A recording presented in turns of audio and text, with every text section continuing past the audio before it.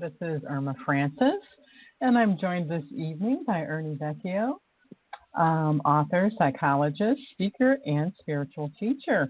And we have an exciting show tonight. I'm really excited to talk to Ernie about this and have Ernie explain to you what intentional guided evolution is. So welcome, Ernie. How are you? Hey, Irma, it's great to be here, and thank you so much. I'm excited with you.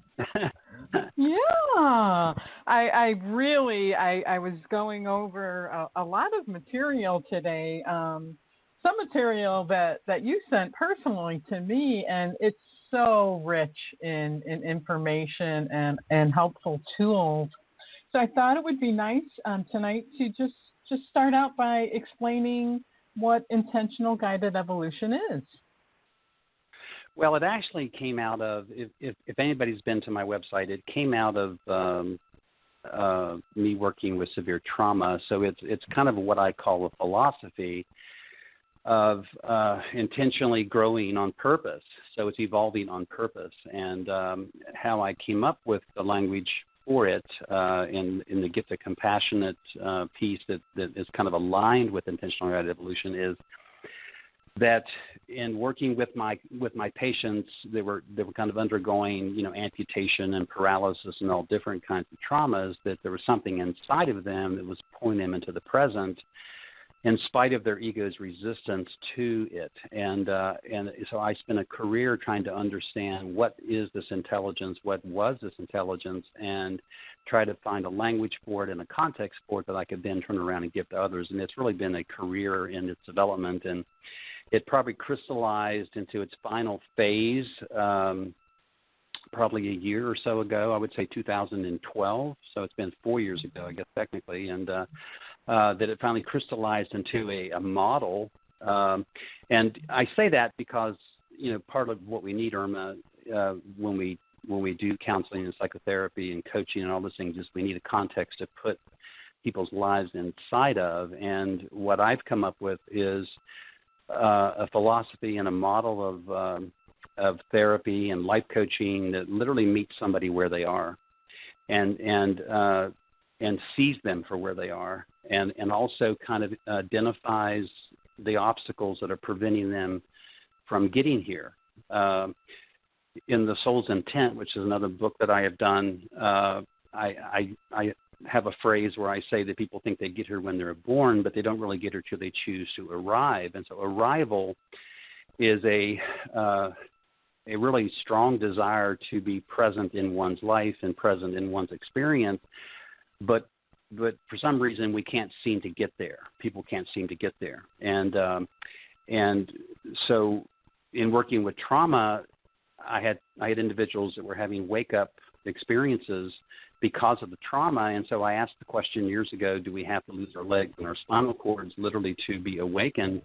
And I discovered, because of personality and because of ego and because of the personal and collective ego, the answer is, yeah, we kind of do have to be hit in between the eyes with something to wake up. And so most of us use the culmination of a lifetime of adversity and experiences to awaken, but not all of us are in tune with how that adversity is working inside of us and bringing us here.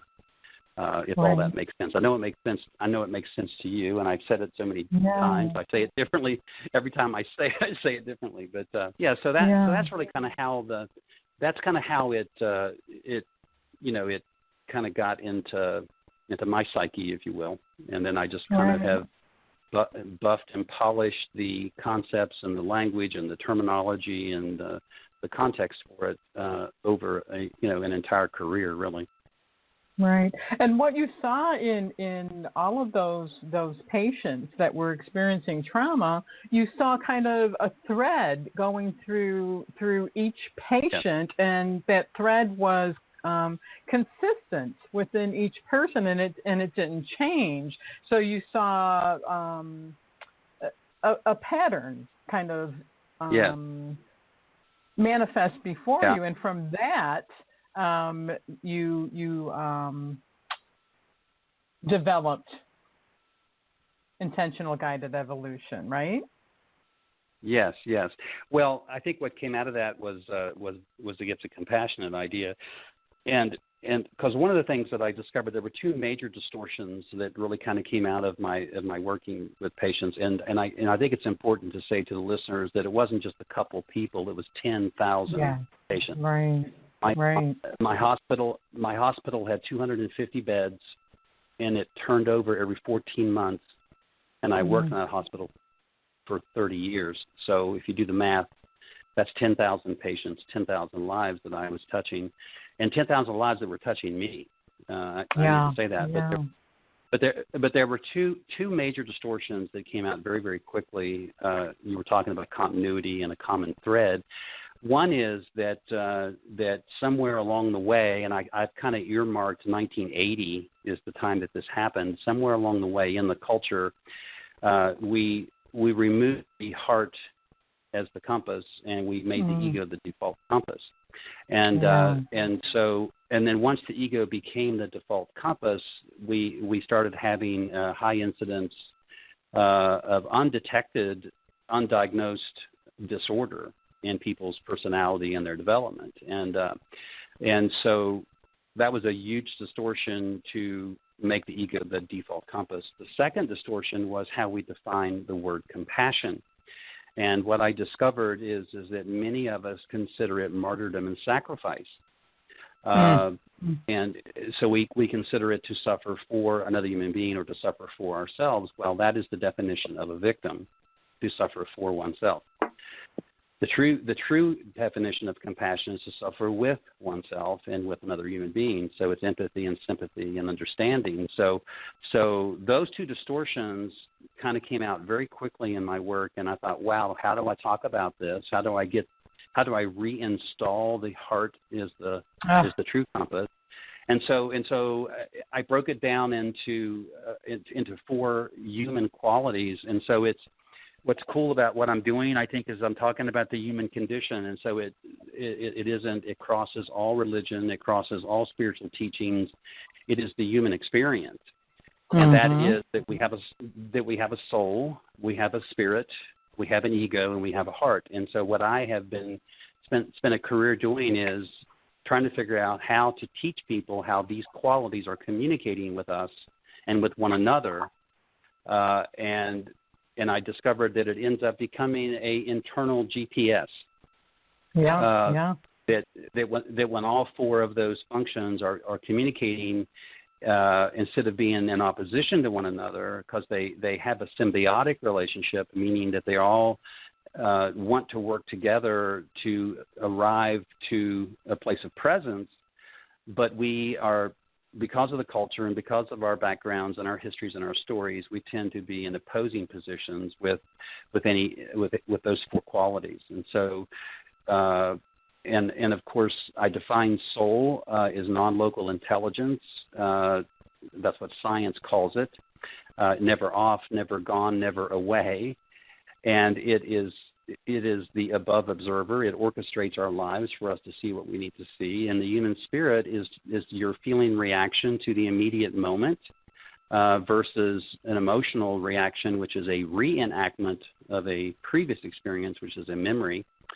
And the ego is an adaptive quality, and the heart, of course, is the true human compass. And so how those four qualities interact with one another is really how we got off the track of what it means to be human and what is normal versus what is abnormal. Yeah, yeah. And I know that's a mouthful. It is, but that's so wonderful. I mean, eventually, and I've learned this over this time that I've been listening to you and now getting to know you on a personal basis, that you really have to tune in and pay close attention. But once you start listening to your teachings, Ernie, everything starts to make sense. And that's interesting that you mentioned about the GPS, because there was one show you did, and don't remember the title of the show, but you were talking about the human positioning system. And that show was so full of great information. I pretty much typed up the whole show because I wanted to remember. I just really wanted to get everything that you were saying. And see, one thing I have down here: the soul sees everything before it happens. Spirit is the motivator, ego the adaptive function, and the heart shows the way. The spirit is a motivator if you are awake. If you are asleep, it's a provocator.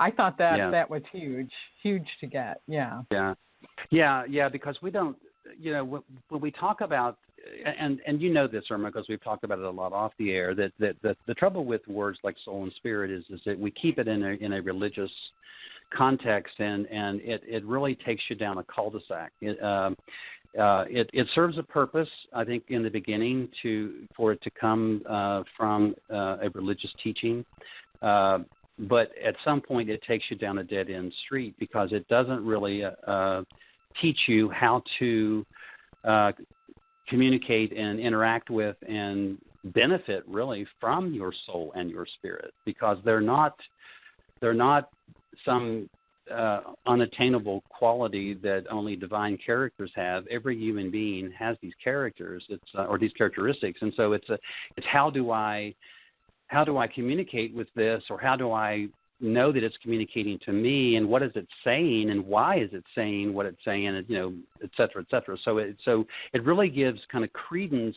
to your inner voice, or I should say voices, because there really are more than a couple of voices that we are constantly hearing in our heads. And then the other piece of that is that we also have an orchestrator of those voices, and we have an above observer and a quality that is watching the conversation. So, part of what happens in this work is that you learn and begin to see what the observer sees.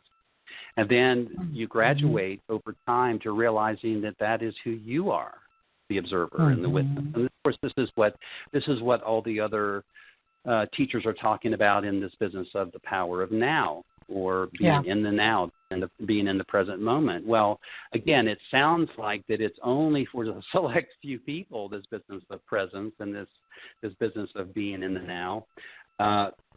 because they don't realize that the soul is never any other place but the now. and so if you really understood that, if you understood that the soul can't be anywhere else but here in this moment, and it doesn't want to be anywhere else, that's part of what I mean when I say that you don't get here till you choose to arrive. Well, that's the soul's intent, is for you to get here. And so it's going to orchestrate your external life for you to see what is happening internally. Your outside life is nothing but a reflection of what's going on the inside. But the mistake we make, of course, is that if we can get the outside world lined the way we want it, right house, right relationship, right job, right location, if we get all these things in order, then somehow we'll find peace internally when really the incongruence or the congruence has to be inside first. Well, and then the outside world. Yeah, and we're we're going at it backwards. in a way, we're going at it backwards. Yeah. Well, and that's the other trick, that's the other trick of knowing how the ego works. The ego naturally only sees life two-dimensionally. It doesn't see life in three-dimensional time. It only sees, it worries about the past and it frets over the future. It can't be in this moment, the human ego, until it is awakened. And so its natural instinct is to defend itself. And so to realize that that these qualities are not by design supposed to be in opposition to one another. In fact, by design, they're supposed to be symbiotically working together.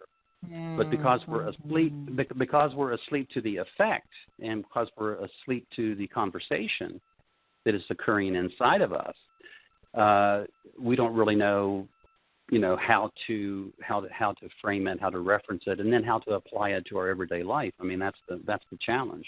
It's not as difficult as it sounds. I told you before, I've taught these concepts, and I've taught this philosophy and these perceptions to people with IQs as low as 50 and 60.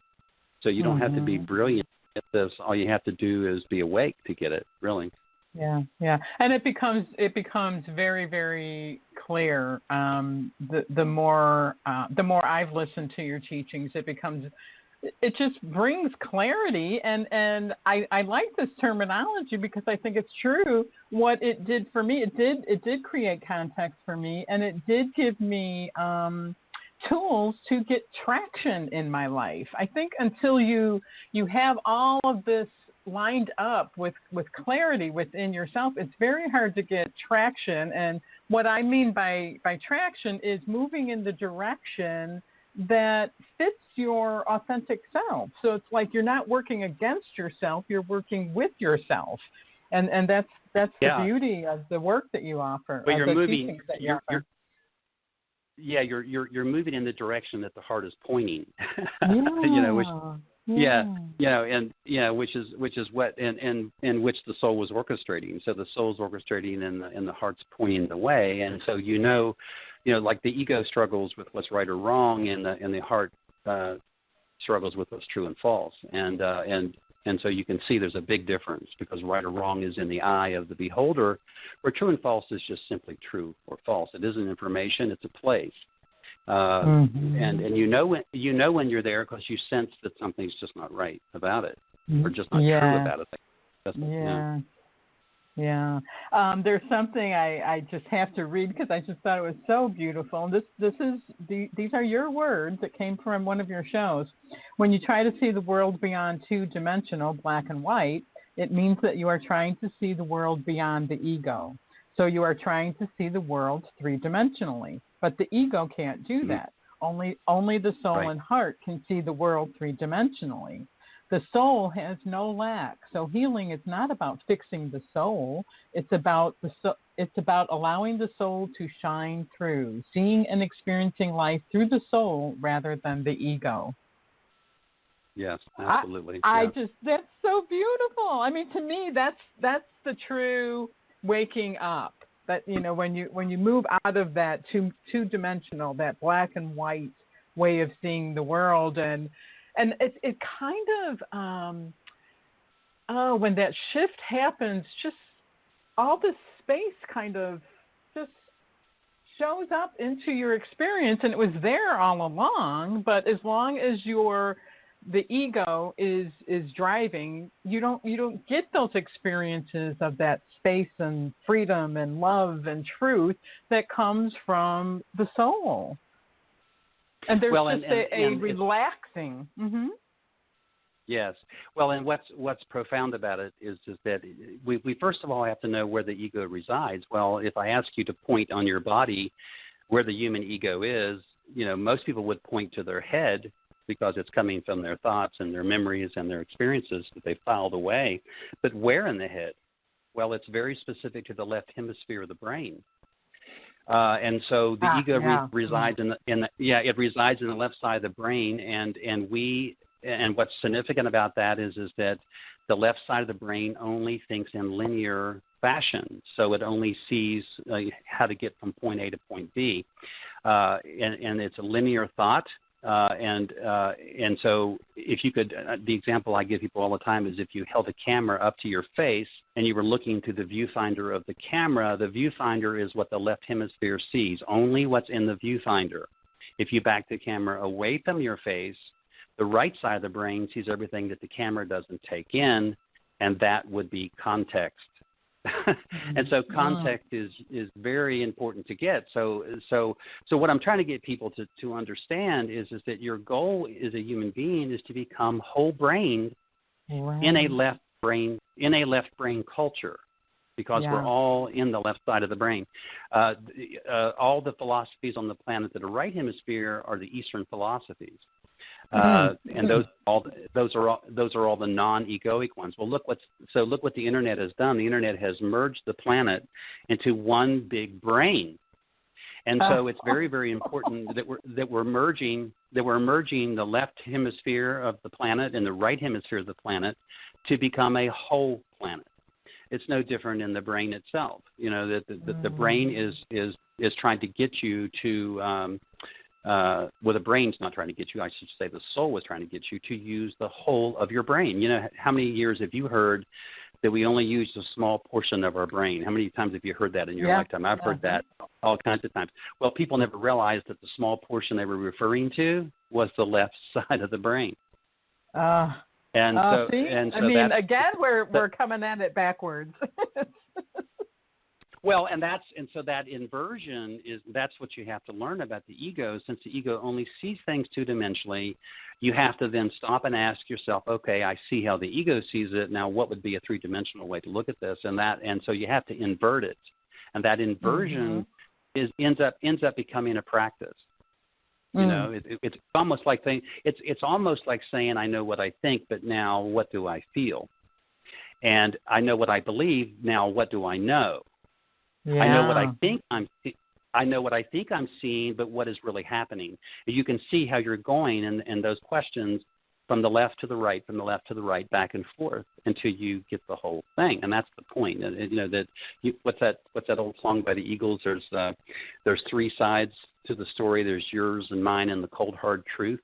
Well, that's why the truth really is a dimension, because when you merge the hemispheres of the brain, when you merge what you believe with what you know, when you merge what is happening with what you are experiencing internally, when you merge these opposites, you end up living and standing and doing your life in three-dimensional space. There's no way you can escape it. Once you're there, you can't escape it. It's like once you see what you see, you can't unsee it.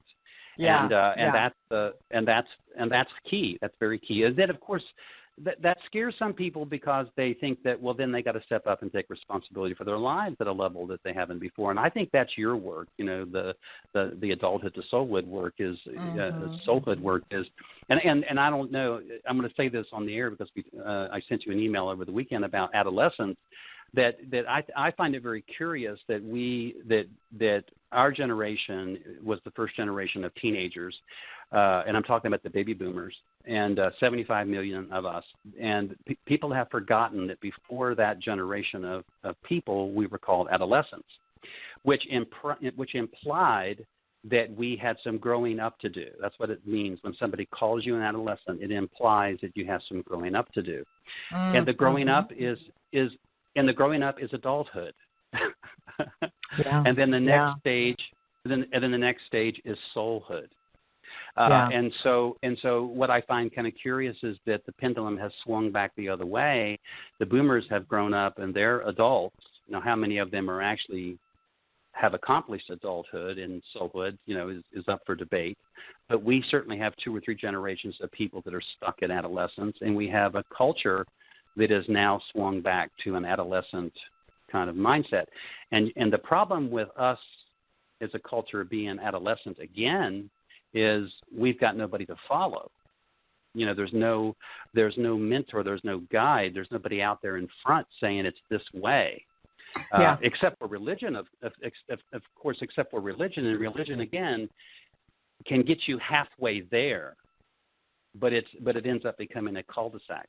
You learn the fundamentals in religion, but you've got to move from believing to knowing to be the best version of yourself possible. Because otherwise, if you're just a believing animal and you go to your grave a believing animal, you've not actualized your potential of knowing. And knowing is within everybody's capacity, and it's so far beyond believing because it's tied to experience and it's tied to wisdom that typically comes out of your suffering. So that and you can see the sequence there that the more you move to knowing, the more meaningful your life is, the good, the bad, and the ugly.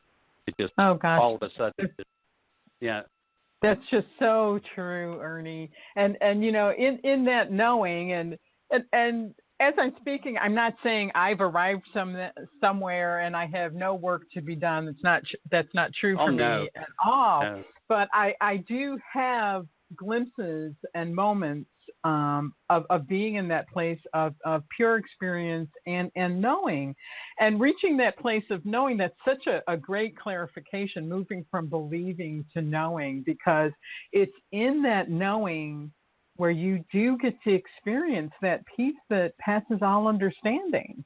I mean, you're not in that believing, you're not in that monkey mind, you're in that place of knowing, and that brings such great peace. And it doesn't necessarily mean that you're going to arrive at a place in your life where you have great riches and all the material things you want. To me, there is no monetary worth to knowing. There's no amount of money that can equal that knowingness and that peacefulness and having those glimpses of love, truth, and freedom. That is the gift. It's not in money or material things. That's why we call it present. It is a gift. Present. Yes, that's true. The capacity to be here now is a present. Yes. It is a gift, and it is unique, and it is unique to human beings. We are the only species on the planet that can actually observe ourselves. That's what that means. Right. And observe ourselves do what? Observe ourselves do the past, the present, and the future. Yeah. The question is, which one do we have any control over? Well, you can't change the past, and you can't, and you can predict the future, but the only thing you really have any control over is the moment you're in. That's it. And so,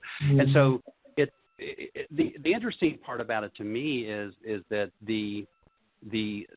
the clarity of moving to knowing, from believing to knowing, is once you get to a place of knowing, your need or neediness deflates.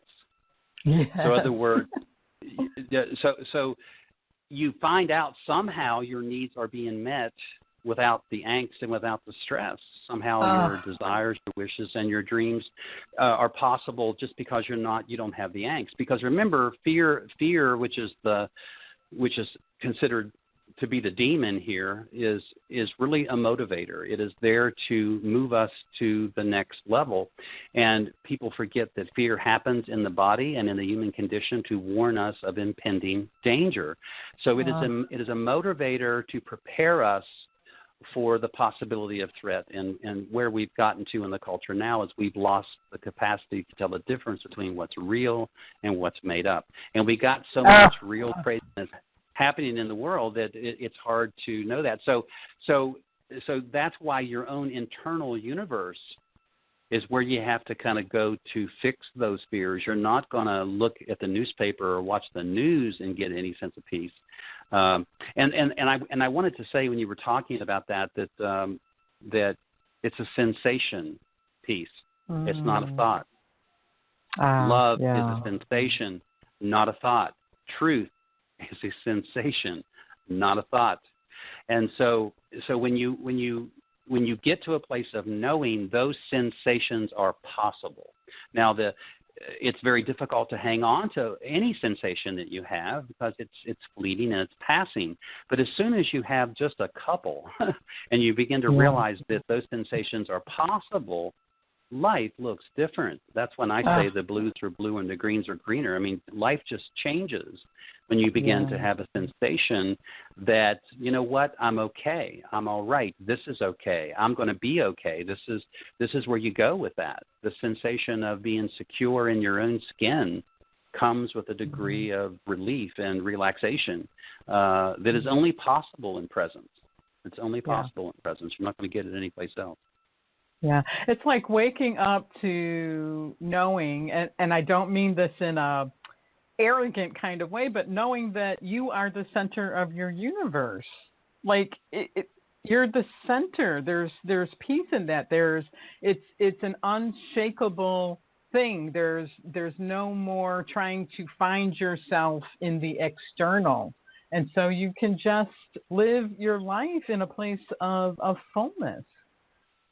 Well, we have words for this. Yeah. But what? I'm sorry. Go ahead. But if you can get there, you're going to be doing that in a world where a lot of people are still having the ego in the driver's seat, and that I don't mean that in a judgmental way. It's just the way the world is right now. Well, how about if we said you're still going to be in a world where somebody is being born, being burned in kind of effigy. Look what happened over in this Easter with Trump's. They had a what would you call it? I guess a statue or a dummy made that was supposed to be him, and they set him on fire. You're still going to be in the world.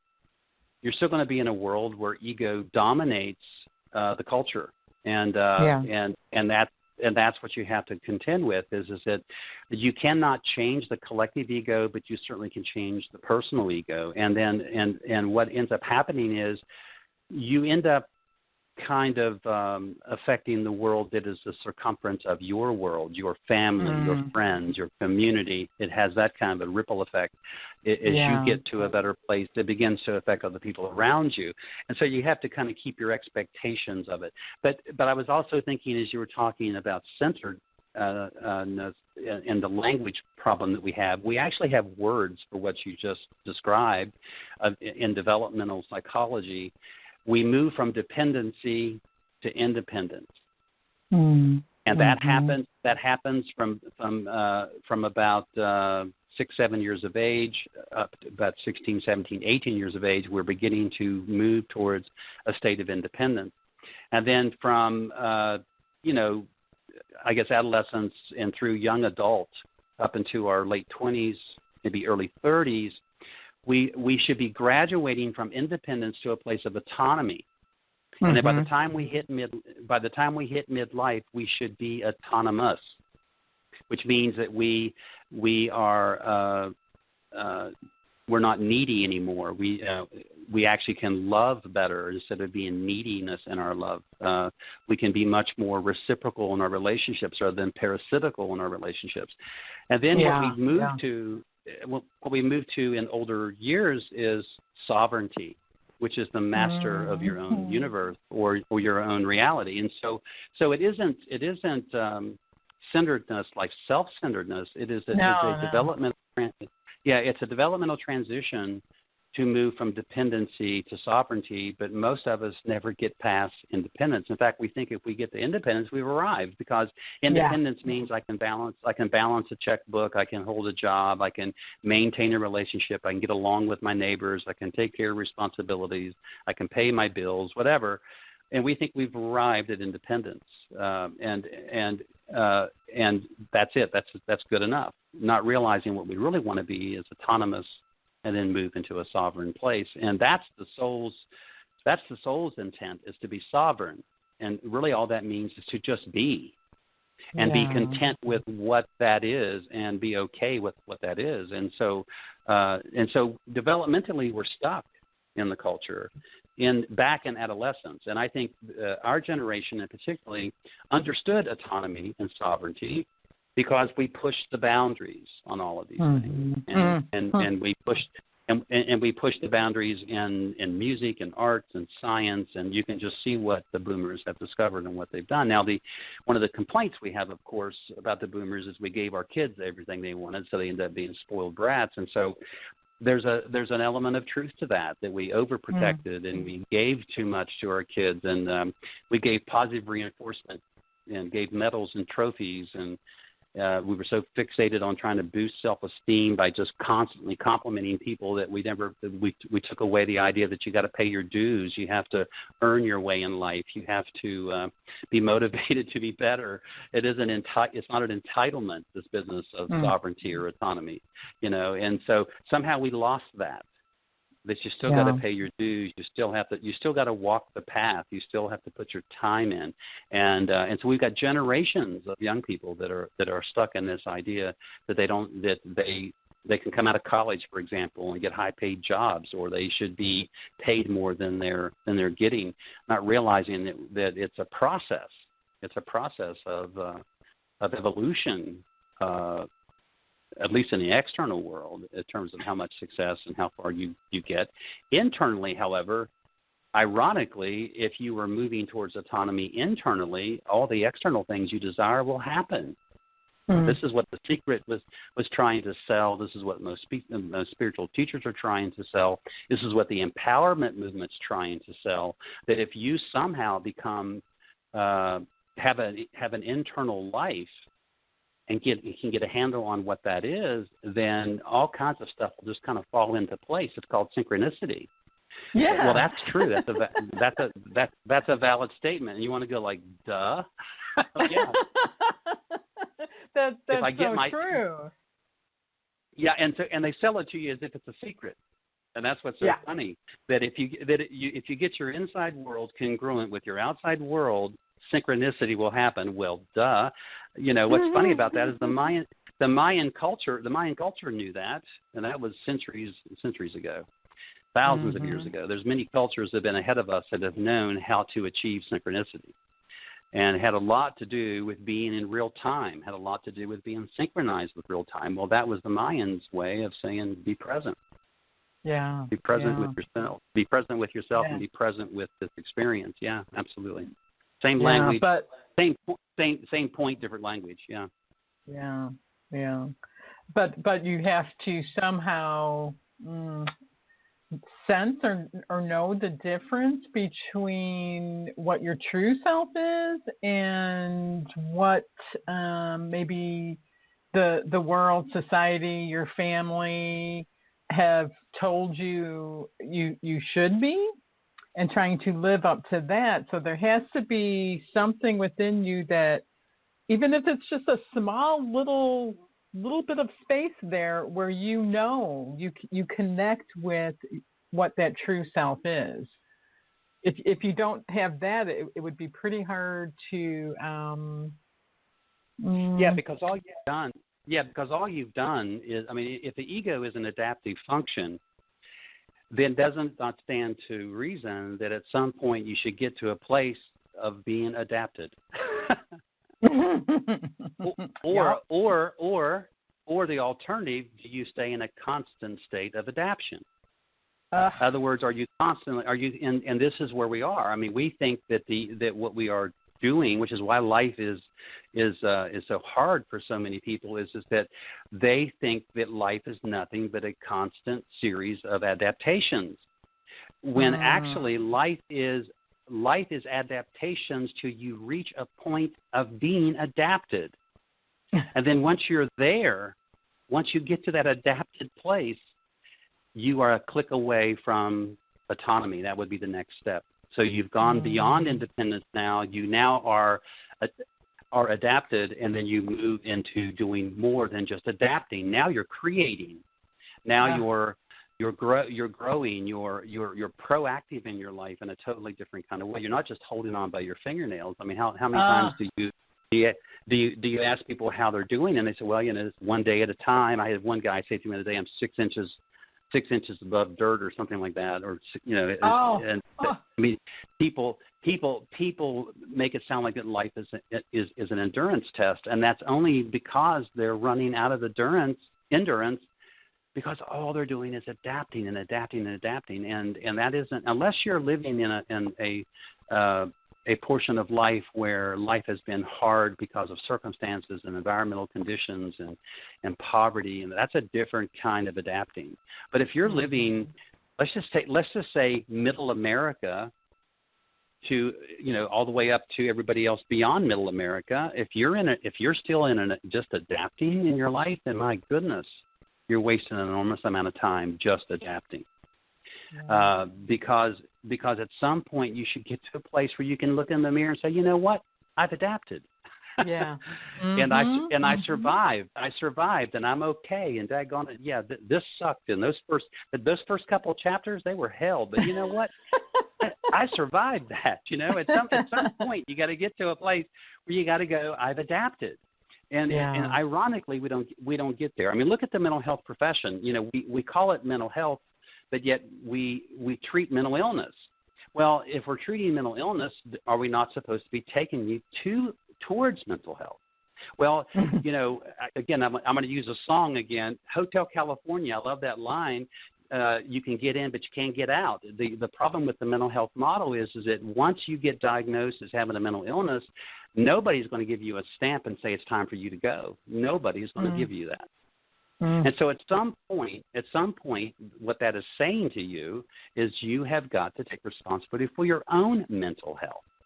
And if mental health isn't going to teach you what mental health is, I will. I'll teach you what it is. Yeah. Because not only am I in mental health, not only am I in this model that is broken, I know what mental health is, and so many of my peers do not know what it is. If they do know, they don't know how to teach it, and that's the key. That's the key part of this. How do you give it away? It's one thing if you make it sound like it's a mystery or that it's unattainable, or well, it's too late because you have this label. You're never going to get mental health, and that you can see why people don't want to go to psychology and psychiatry. It's one of those sad professions where if you haven't got a problem when you came in the door, you'll have one when you leave. And and that's the nature of diagnosis and labels.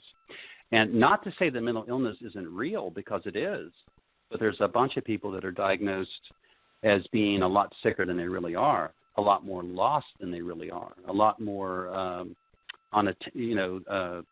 unretrievable than they really are. And so those are the folks I want to talk to, are those folks that have a sense of that. I can't tell you the number of people that will come into me and say, this is my diagnosis.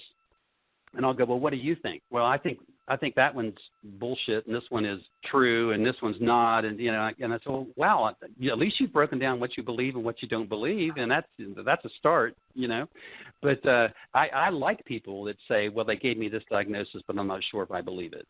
I like those people because I know that those people have a sense that something's not quite right with the diagnosis.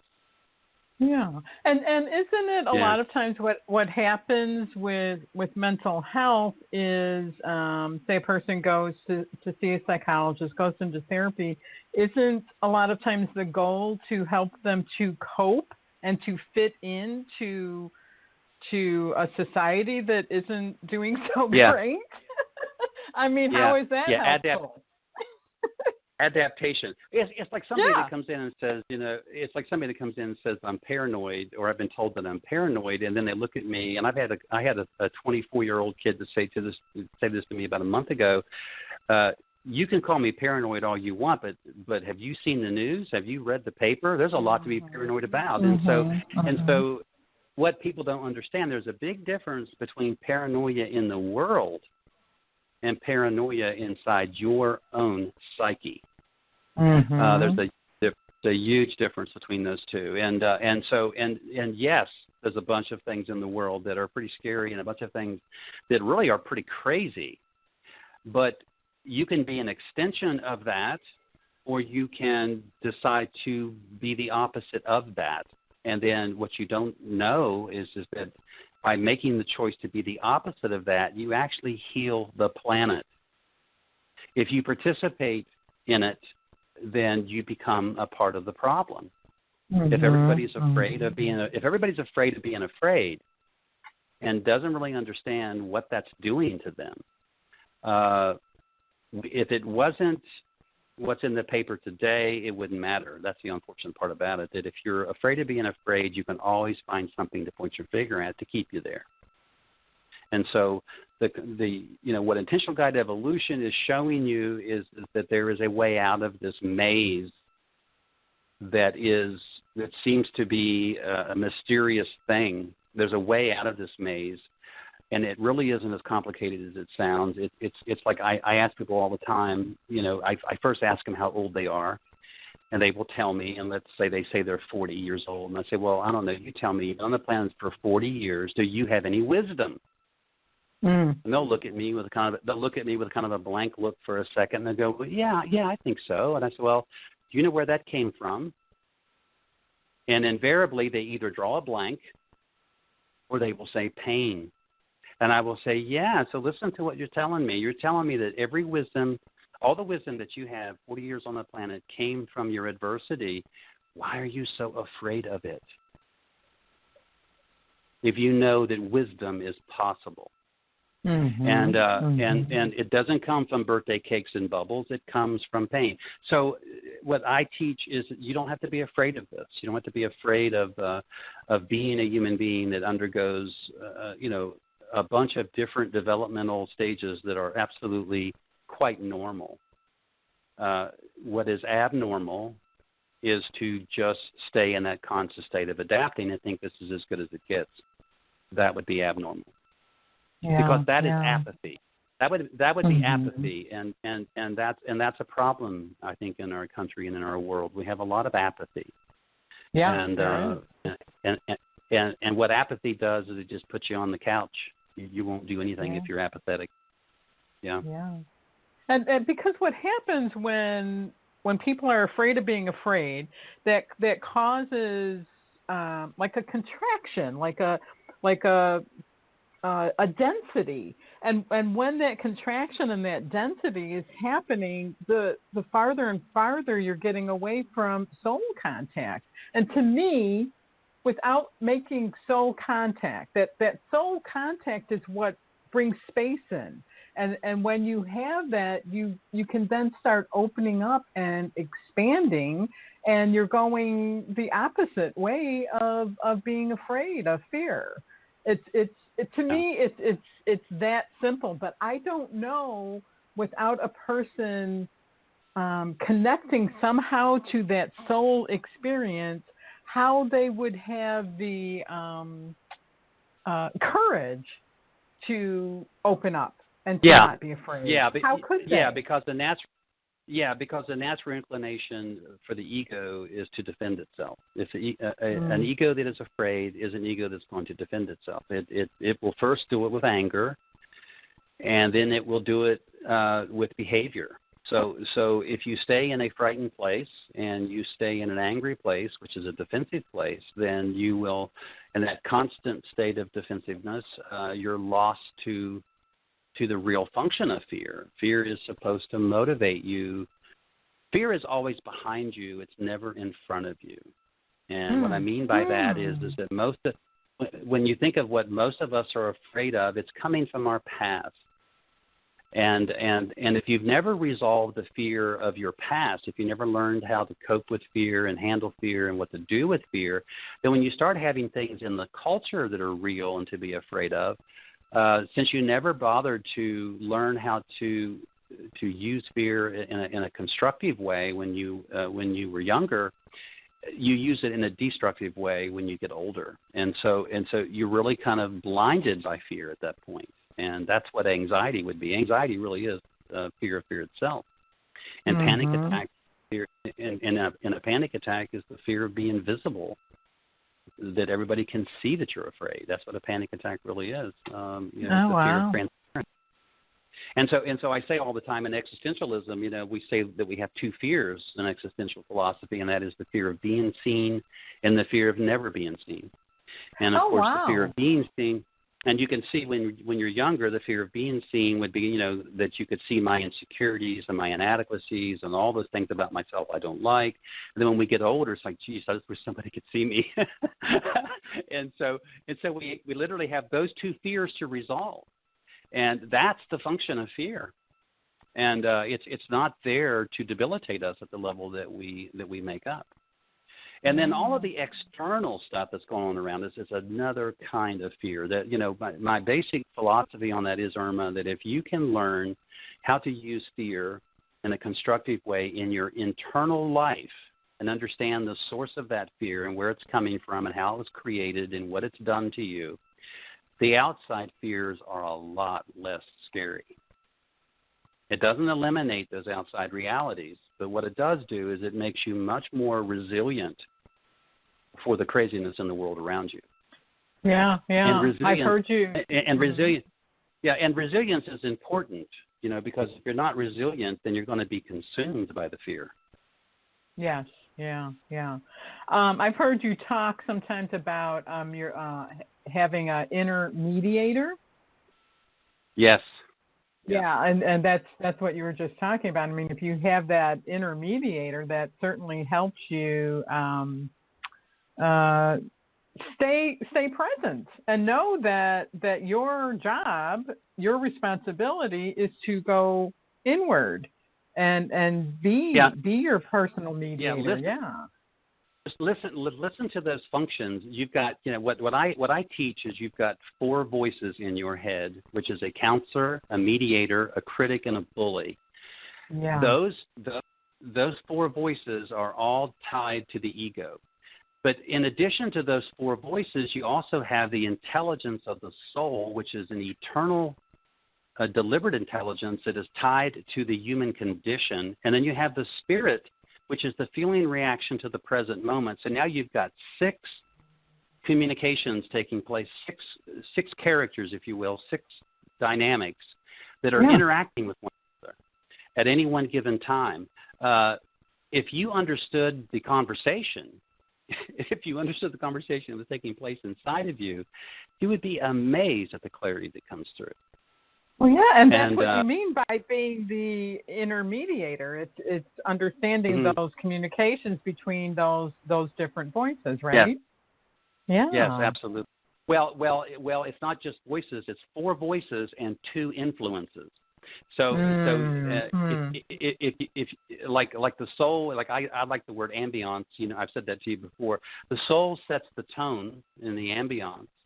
The human spirit is the provocator, so it is the electrical charge, if you will. It is the angst. It knows something's just not quite right. Those are both sensations. Ambiance and angst are sensations. So in the midst of those 2 sensations, you also have the 4 voices, trying to understand what the sensations are about. Wow. isn't that just incredible? To me, it is incredible. It's so clear to me. It's so clear. If we I've could got just this sensation. get that. Yeah. If we could. It's kind of like I'm having this sensation. What is that? Or I'm having this angst. What is that? And then you've got 4 voices that are inside talking about it. What are these sensations? And of course, left to the ego alone, it would be, well, whatever it is, it's negative. Whatever it is, I better defend myself. Whatever it is, you better be afraid. Whatever it is, it's not good news. Whatever it is. And so that it's so debilitating, the ego, because the ego doesn't have a clue. It can't see itself. It can't see its own reflection. And so it doesn't know what the sensation is. It's in the brain. Wow. It isn't in the body. All the ego is a hard drive. It just stores memories, and it stores feelings that combined become emotions. And then the brain creates the chemicals that shoots through our bloodstream as we experience those emotions. And so it's tied. Then it becomes body chemistry, metabolism, brain chemistry. This is what psychiatry treats. Well, you've got this brain chemistry problem. Take this pill. But wait a minute, I'm depressed, and taking no time to say, well, why are you depressed? And invariably, it's always the same reason. It's loss. Yeah. It's grief. It's a grief. Yeah. It's a grief reaction, is what it is. That's why they're depressed. And in the immediate moment, it may be the loss of a loved one, the loss of a relationship, the loss of a job. But what it's put them in contact with is the original loss, which is the loss of self, which happens very young. Yeah. And so these emotions have a function, but yet we're giving people pills to not even understand these emotions. Yeah. And again, not to say that mental illness isn't real, because it is. What I'm saying and who I'm speaking to are all the non-mentally ill people. And I'm also speaking to the mentally ill that go, you know what, I don't agree with that diagnosis. Well, yeah. I may be a little bit, I'm speaking to those people. Yeah. What's causing I know there's, chemical imbalances and there's different reasons for mental illness, but could it be part of what's causing mental illness is people being divided within themselves? Yes, absolutely. Yeah. Those qualities that I described, those four voices, those two sensations, that's what is divided. That is the internal division. Oh my gosh. That's the war. That's the war. That's the battle. That's the internal battle that's going on. And so it's and there. And that can cause mental illness, right? Yes. Yeah. Well, what it can cause you is to amplify those 60,000 thoughts. I mean, I love the movie. I love the movie Girl Interrupted, which was one of the first movies that Angelina Jolie ever made.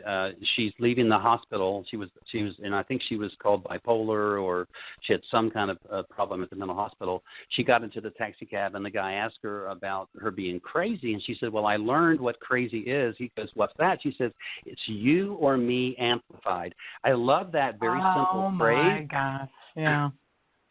Because amplification of what? Amplification of the bully, the critic, the mediator, the counselor, that amplification. And those are the four voices. Yeah. Yeah. Dependent, because if you amplify the bully and you amplify the critic, then you're stuck. And the human spirit will be amplified even more. Because remember, the human spirit is broken because it had to adapt. And so that adaptation is now, it's kind of like the human spirit goes, oh my gosh, I guess I'm going to have to shock you harder. I guess I'm going to have to create a louder angst. I'm going to have to create the sensation. I'm going to give you headaches. I'm going to give you stomach problems. I'm going to give you back pain and shoulder pain. Yeah, this is what will happen. This is what happens with emotions that are not dealt with, and emotions that are amplified by faulty thinking. That's really what this is. So it really is amplification of thought. And it's not counseling thought or mediating thinking. It's critical bully-like thinking. And if you're taking it out on yourself, then you're living with guilt. If you're taking it out on others, you're living with shame. Either way, guilt and shame are the driving engines of these things. Everybody has a little bit of both of those things, guilt and shame. So it's all related, Irma, and you know that. Yes, and the wonderful thing, for our listeners, since this is so rich, Ernie's work, Ernie's teaching is so rich, that we've decided to do a video series on intentional guided evolution, and that's something we're going to be doing in the near future together. And you'll be able to tune in and watch Ernie as he shares his teachings with you. And so our next couple of shows are going to continue on this topic of intentional guided evolution. And I hope you continue to tune in, because it might be overwhelming for a little while, but eventually everything becomes very, very clear if you listen to Ernie and his teachings, and it can really, really be helpful in your life. So did you want to say anything else before we close tonight, Ernie? This has been such a great show. Well, thank you, Irma, and it's fun to do this with you, of course. And the thing that I would add to that as well is I'm going to do a wisdom series. I mean, we're going to be doing the videos where you and I are going to be dialoguing about the work, but I'm going to do a wisdom series that is going to give you a layered understanding of how to undergo adversity and how to suffer. This is one of the lacking things. We're never taught how to suffer. So this model teaches you how to do that. There's an ethical way to suffer, not a moral way, because that would be right or wrong way, but an ethical way, which is contextually true for where you are in your lives. And that is exactly what this model gives you, is that understanding, and this philosophy gives you. So, I'm excited about all of it. So thank you, Irma. Right. Thank you, Ernie. Thank you. And thank you, listeners. And I hope you have a wonderful evening. And we'll see you next week, talk to you next week, and share more of Ernie's work. So have a wonderful evening. Good night, Ernie. Good night. Good night, everybody. Good night, Irma.